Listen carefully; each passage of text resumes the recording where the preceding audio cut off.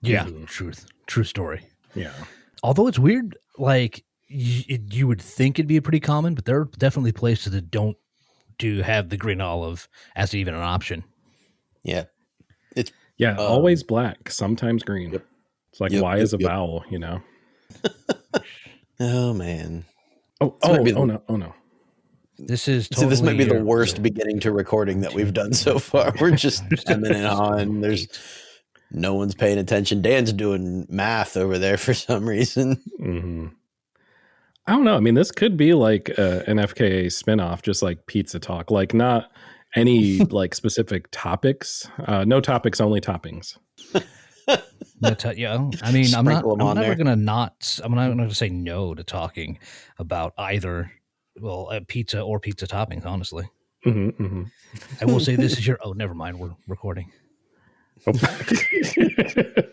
Whoops. That one's for behind the fourth wall. I was going to say something and then I realized that it'll be cut no matter what. Doesn't matter. Has nothing to do with anything we're talking about, obviously, but. Does it ever? I mean, not you, but like any of us. No. More off-topic shenanigans coming up here on the Fairly KickAss podcast.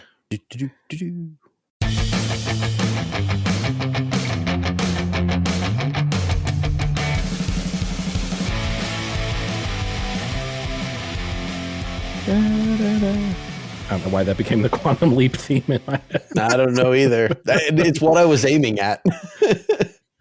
The best part is fucking slaps. Nobody will have heard that. No. They've heard the actual theme, which really actually sounds nothing like. No, nothing at all. No. Which is a problem. I mean, we should remedy that. That's a very expensive thing to try to remedy. I'm just going to throw that out there. Well, when has that stopped us before? That's me, that's Dan, that's Jay. We are the ones that are looking to to commit a copyright infringement at every opportunity on the Fairly KickAss podcast. Today, my friends, both the two of you and listeners, we are back on our one song bullshit. For those who are new to the show, we take an artist, we take a discography, all the songs that are fit to print, and we decide which one is the best. It seems like a tough task. It is a tough task. So sometimes, yeah, sometimes it's very obvious. I think there have been a couple that all three of us have agreed on. A lot of times, two of us will agree. I wonder if that will be the case today with our artist being the legendary rock band Pink Floyd. Yeah, it's decidedly possible that we all wind up in the same camp. It's one of those acts, and I feel like every time we do a one song, it's usually a prolific, like stratospheric artist like that. So it's like, what can you say about someone like Pink Floyd that hasn't been said already? But in 2004, ranked number 8 on MSNBC's list of the 10 best rock bands ever. Pretty high praise right there. Perhaps nominally higher praise is 250 million records worldwide. I would love to see what 1 through 7 were MSNBC, because we're talking a lot of volume being moved there. Obviously, you've heard the hits, you've heard the B-sides, you've heard the deep cuts. A lot of you already know a lot of this discography. But there was a lot, I feel like, that a lot of people, including myself, were not as familiar with.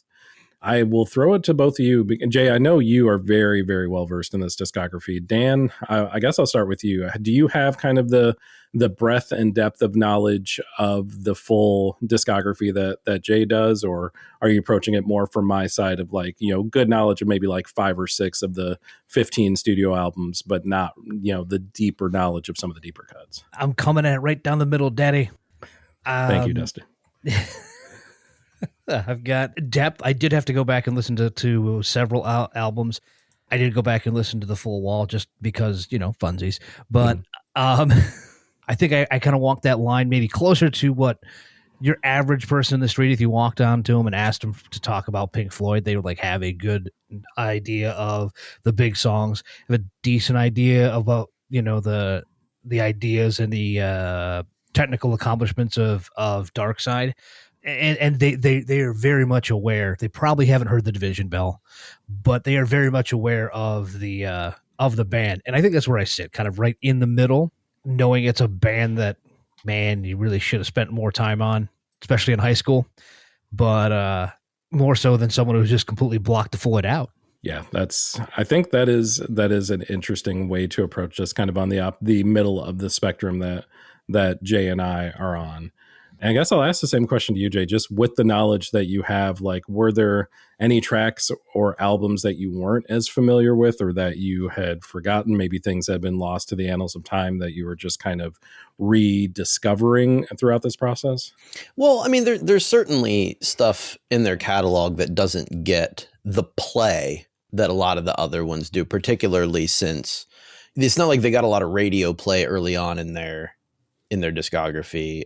Although Metal, I guess, would be the first one that really started getting people's attention. Yep. with Echoes being the entire side B of the record. It's I don't know. I put them in the same category as like Genesis and Yes back in those late 60s records and a lot of the experimental and jazz influenced and all that kind of stuff. But so, yeah, like those, to tell you like song from song, I would not have been able to do that. Sure. Those are the ones that I'm less familiar with. You know, I have family, particularly my dad, who's really into like space rock and glam rock and all that kind of stuff. So I know the records, but I don't, you know, have that ability to pick them apart and just say, oh, from memory, oh yeah, that was One of These Days, or I don't know. I can't even think of a song from Atomic Earth Mother. Sorry, Atom Heart Mother. Not, what was I saying? Atom Heart Mother. I was right there with you too. Like, yeah, I loved that album. But that's the one like where all the songs are just like, you know, part 1, part 2, part 3, or in the case of Atom Heart Mother, part 4, Funky Dung. Like there's just the humor's there, the weird is there. I love it, but it's not something that you can pick apart and just know, like top of my head. Yeah, that was something that I was familiar with to some extent, but I didn't realize how deep that sort of, you know, long sweeping track that was either broken up into multiple parts or in some cases was not broken up and was just, you know, 10 plus 15 plus minutes, or was 10 plus minutes and was also broken up at the same time. Yeah. It was mostly a good listening experience. There were parts that were not as great, but obviously for a band like this that has so many tracks, like there are bound to be stinkers. We say it every time we do this. Like no one's infallible. Everyone has that one album, that one track that just is like, oh, can we just have erased that from the discography altogether? Did you have one of those for Pink Floyd? I had an album of that. I feel like others, yeah, but I'll cover that in honorable mentions. I'm curious to hear if I'm the only one. But I think we can go ahead and get this show on the road. If y'all are ready, we are going to have 2 minutes a piece to kind of make our cases. And then listeners, it'll be up to you to decide. We'll tell you how at the end of the show. But for right now, let's get our batting order in place. And we are going to start with me. Well, I'll be damned. I will go first. Jay will be second, and Dan will be in the box position of the plate. Let me get my notes down. I'm also learning baseball, by the way, as we continue through this podcast. It's taken 6 years. Technically, what you said just now. What you said just now, technically, he would be batting. Yes. Okay. There's too many terms. There's too many. You know what? I don't think I will argue against that concept in baseball, that there's too much slang. Yeah. But that one's pretty basic.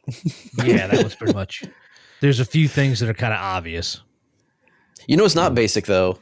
Whatever you're about to say for your track pick. It is far from basic. Well, if it helps, I have a clock whenever you're ready. Okay. All right. So let me just say up front that mistakes were made during this process for me, but we finally got there. Mistake number 1. I had dismissed immediately one particular song out of hand because although I had heard this track, I had never truly listened to this track. Until that was remedied for this assignment. More to come on that in a minute. Mistake number 2. I decided to try something new this time and go for accessibility. which I conflated with length of track, thus putting an arbitrary limit on how long the track was for this one song. This did cut out a decent chunk of Umaguma, so it wasn't all bad news, but it also cut out a lot of meat from the particular bone of this track, so I had to rescind it. Mistake number 3, I didn't go to the sources. I didn't go to Spotify spins. I didn't go to Google searches. I didn't look at lists of best Pink Floyd songs. And when I did, I saw one song over and over and over again that hit all the lists. So I decided, you know what? Maybe I need to give this song another chance. And I'm really glad that I did, because it finally allowed me to see the brilliance that is parts 1 through 9 and tracks 1 through 2 of Shine On You Crazy Diamond. Yeah, like I said, broken up into tracks 1 through 5 on, songs. Jesus Christ. See, I can't even figure out how to explain it. Parts 1 through 5 on track 1, parts 6 through 9 on track 2. Beautiful guitar work throughout. Beautiful synth, courtesy of Richard Wright. The guitar work, of course, David Gilmour, as all of you already know. The vocals with Roger Waters harmonizing with Gilmour, harmonizing to a lesser extent with Richard Wright, which is still beautiful. Yes, this is a song about a dude that left the band, that, of course, being founding member Syd Barrett. But considering how glowing these lyrics were, it's obvious that Syd remained at this point and to this day the spiritual leader of the band, and a well-deserved ode to the man himself. And I terribly timed that out, AKA I didn't time that out. I tried to give you a couple extra seconds. Yeah. No, I thought I was done like 5 seconds prior. No, I tried to give you a couple extra out of face planting. Then I realized that I was off when giving you signals. And, Hey, we got there. We got there. So if you have a 10-second, any 10-second additions you'd like to make, please, by all means, do. No, I think I, oddly enough, was able to cover the broad strokes in a hurried fashion, but we got there. Fair enough.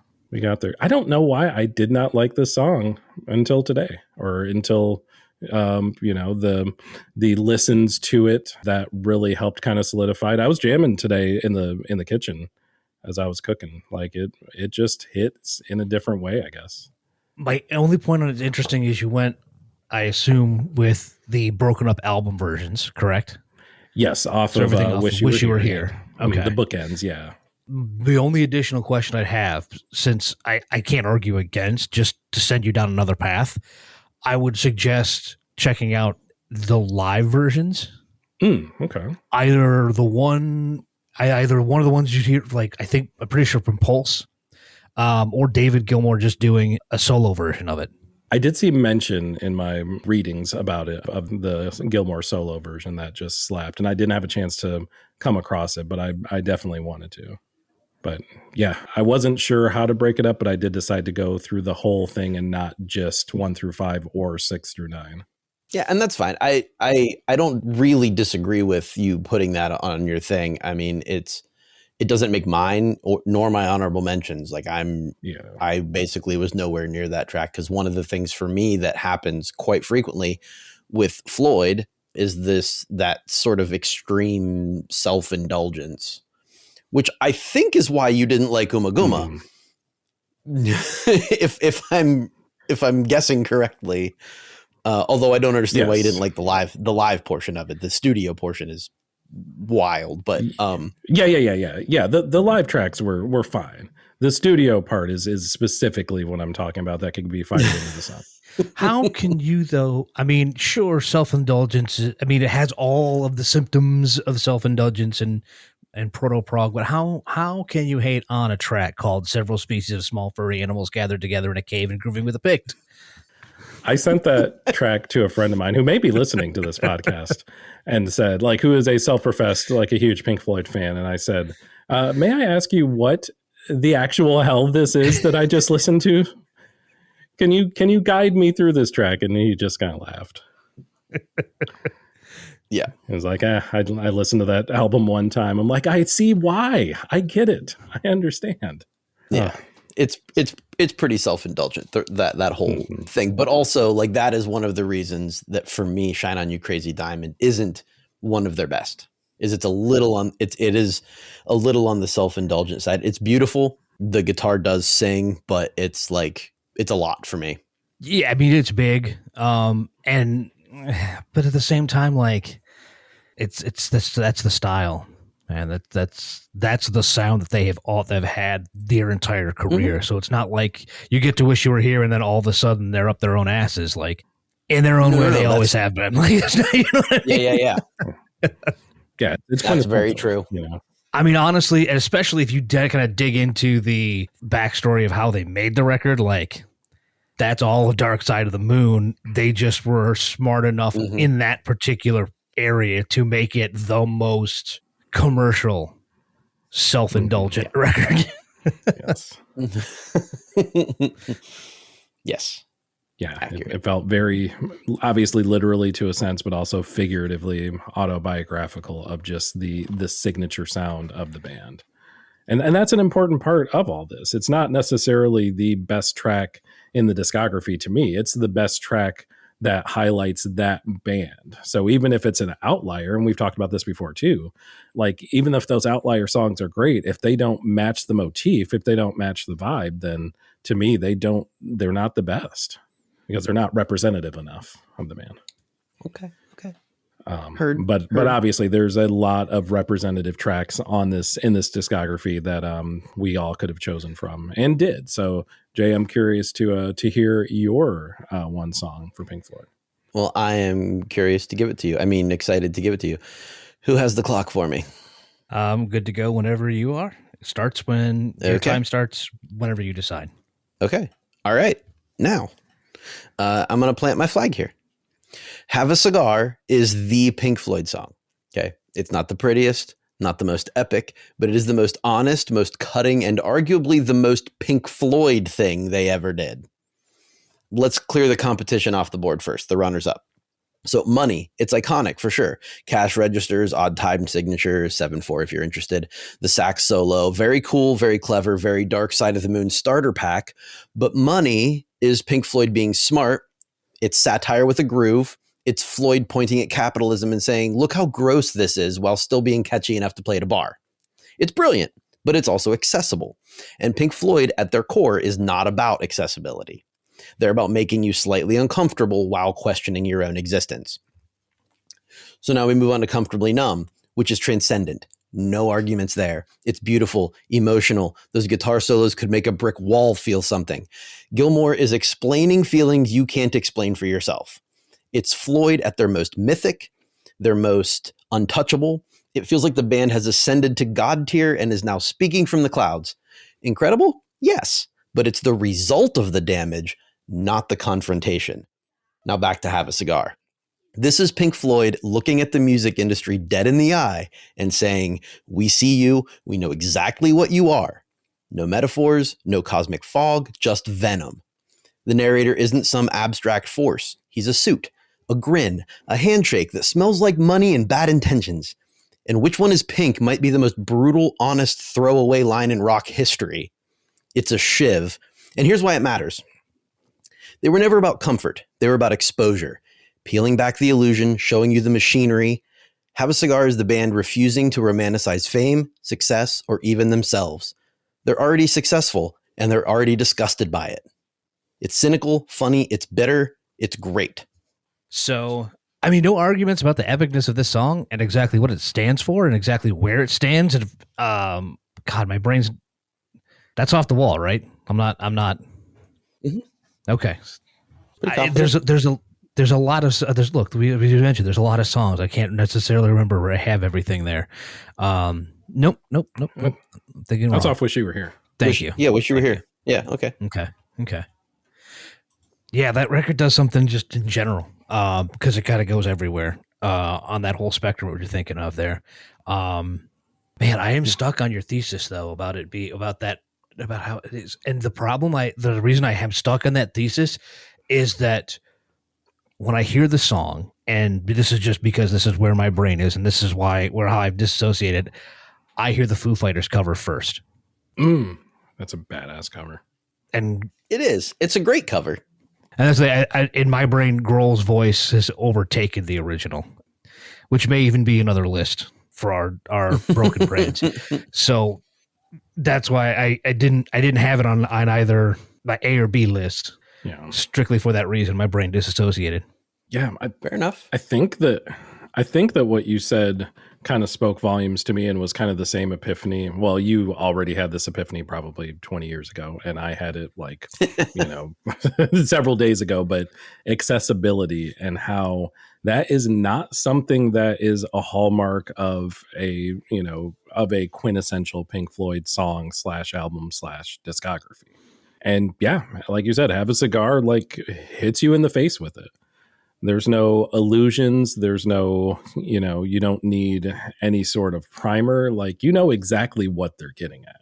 Yeah. My favorite part about the song is that self-awareness, right? Like they know they're trapped inside this system that they're critiquing. Like they are totally aware of that. Yeah. With Welcome to the Machine, the track literally right before it, like it just not accidental. Very like similar if we're looking at like a modern band, like it seems very similar in tone to like Sleep Token in the terms of messaging. I mean, I have a type. It's a good type, bro. Right? It's a good type. But yeah, I have no problem with that choice either. I think that song absolutely slaps.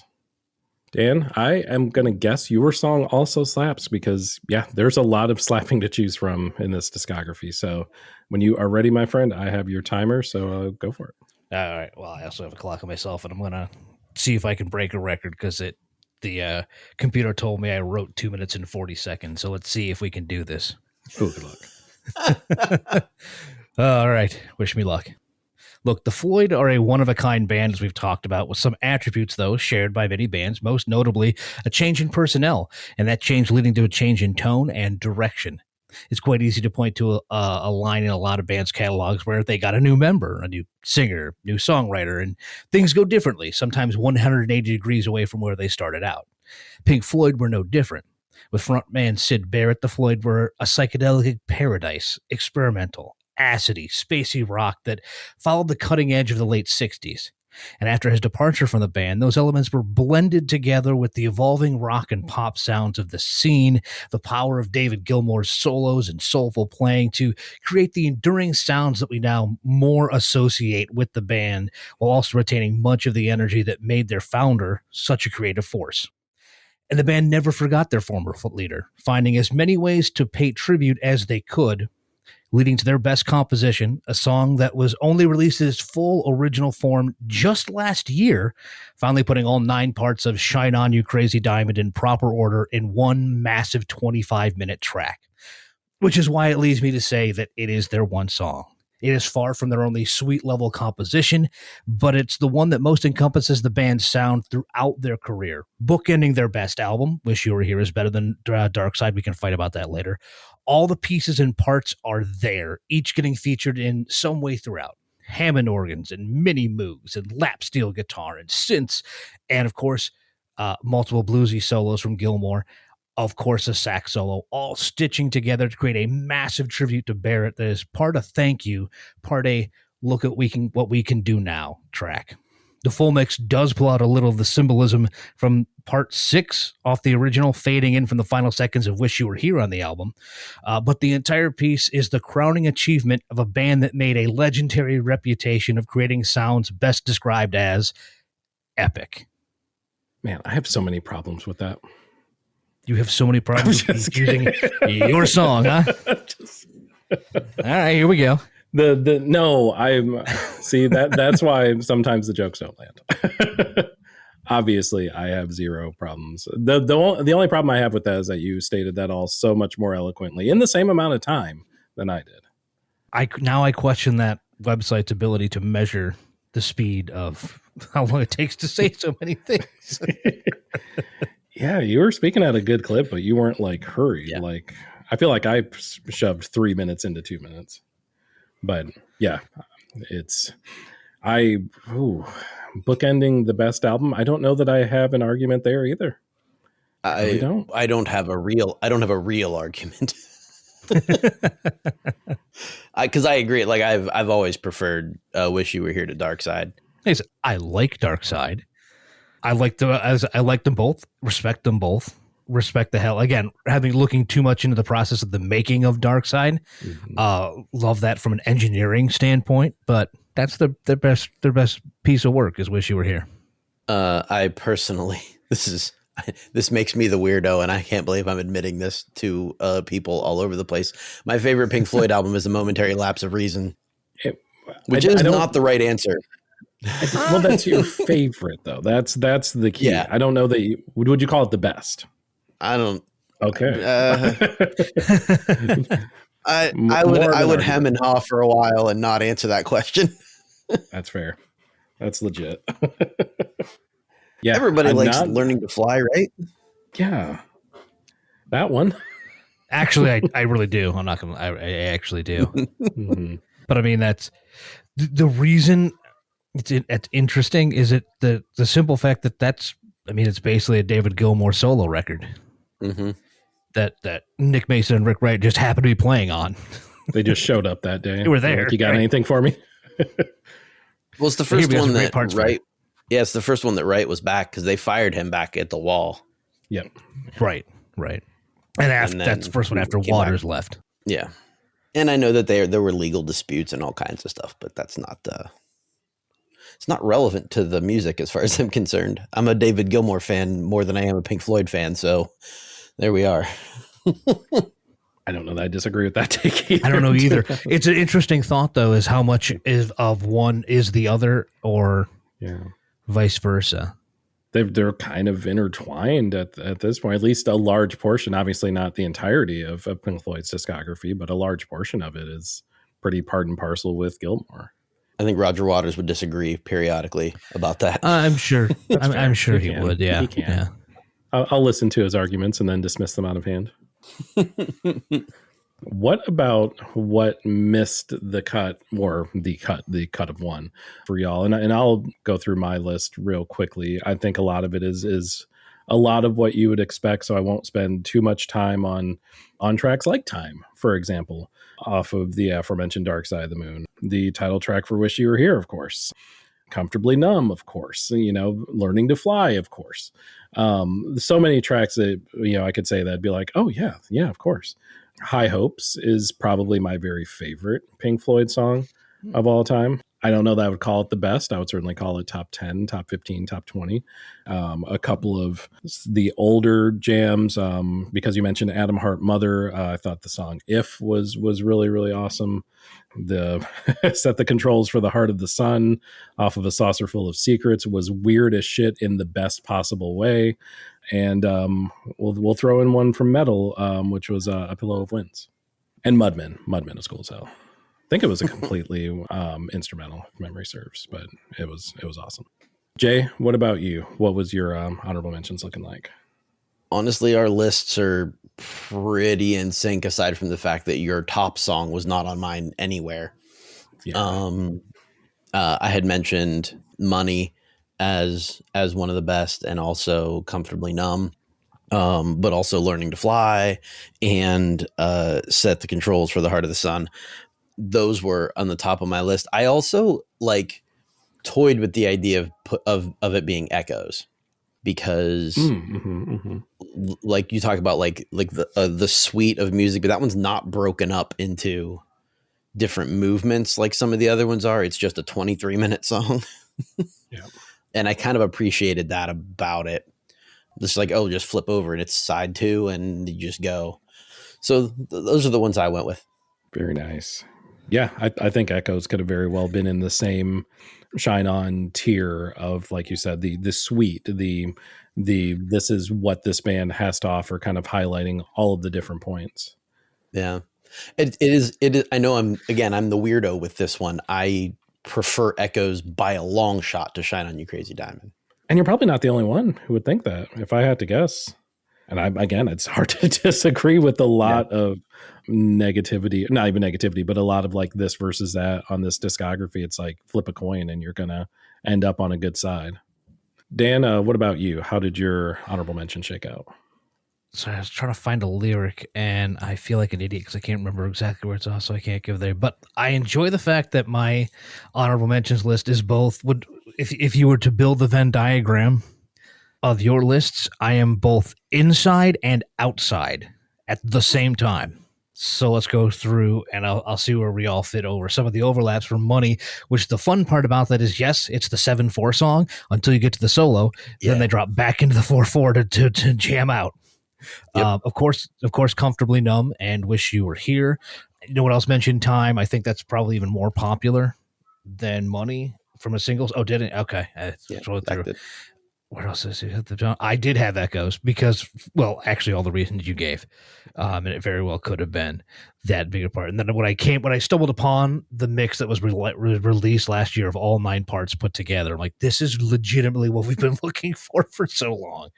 And I have Learning to Fly, and I have set the controls for The Heart of the Sun, because it is like, honestly, if someone says space rock, that's the first place my brain goes. Not just because it was thematically set up to, but that is the sound, or those are the noises, and that's where you get David Gilmour in that one trying to play it after the fact, going, I was standing on a stage playing a guitar by running a mic stand up and down the neck of my guitar, trying to figure out what I was doing, but also that's a hell of a sound for me to make. But there were a couple places that you guys hadn't hit yet, and I did still. I said I sound like I was busy shit talking Dark Side, but I have Us and Them on there as well. I have The Great Gig in the Sky. I also have Run Like Hell. Speaking of The Wall, but I can go back to even farther. It's one of their first singles, and I have See Emily Play because of its juxtaposition against everything else on this list, and how that was that was the edict to, hey, you guys should write a single, and that was the Pink Floyd writing a pop single, and even doing so, it fit the bill, but compared to everything else, it was still weird. And also go further back as well, I had Interstellar Overdrive, and for funsies, I thought I needed something off Animals, so I have Dogs. Dogs, not pigs? No, dogs, just dogs. one dog or 3 dogs? Depends on the night. Wow. I can't even be mad at that. That's incredible. Oh, sorry. It was 3 pigs, wasn't it? That's what that was one of, not 3 dogs on the record. It was 3 pigs. Yes, pigs on the record. But a perfect substitute for a 3-dog night joke. So all good there. Yeah. Oh, and you thought Fall Out Boy had bad track names? Oh, they do. They do indeed. They do indeed. One does not preclude the other. Yeah. We are all winners in that particular lottery. And listeners, I don't know if I'd call you winners if you have stuck around this far, but you've at least heard us talk about several Pink Floyd tracks that you've heard of, maybe a few that you haven't heard of. But there are so many. I think I counted studio tracks, 170 total studio tracks across all albums. Obviously, some of those being 1 billion minutes long. So the equivalent of 4 or 5 or 6 plus quote unquote regular band tracks. So there's a lot to take in. There's a lot to consume. But go consume it, because it is a discography that is worth your time to check out and worth your ear space to really take in from, the early days up until 2014 when the last album came out. But let us know what you think, most importantly, on the winner of this particular conversation. Was it Shine On, You Crazy Diamond? Was it Have a Cigar? Or was it a different option that we missed altogether? Perhaps a song we didn't even discuss, a song that didn't even come up. That has certainly happened in the past. Let us know in all the usual ways at Fairly KickAss on Blue Sky, Instagram, Threads, and TikTok, fairlykickass.com. For these, the ride-along playlist is literally the discography, so it would kind of behoove us to post that, or it would not behoove us to post that because English is a thing. But definitely check out some of our playlists for some of our other episodes there. fairlykickass@gmail.com. If you'd like a more email correspondence with us, we will respond within 1 to 70 business days, guaranteed. And anywhere you get your podcasts, you can get our podcast. Any platform that you're on, give us a look, give us a search. Fairly Kickass, just put it in the search box, hit the enter key, and see if we come up. If we don't come up, then let us know, and we will make sure that we do what we need to do so that we do come up on your preferred podcast provider of choice in the future. with that, boys, I don't have a funny quip or segue for Pink Floyd. So, yeah, if y'all have anything funny to say, now's the time. Oh, funny? Oh, no. Fresh out. Funny or smart? No. Nope. Sorry, listeners. How it ends.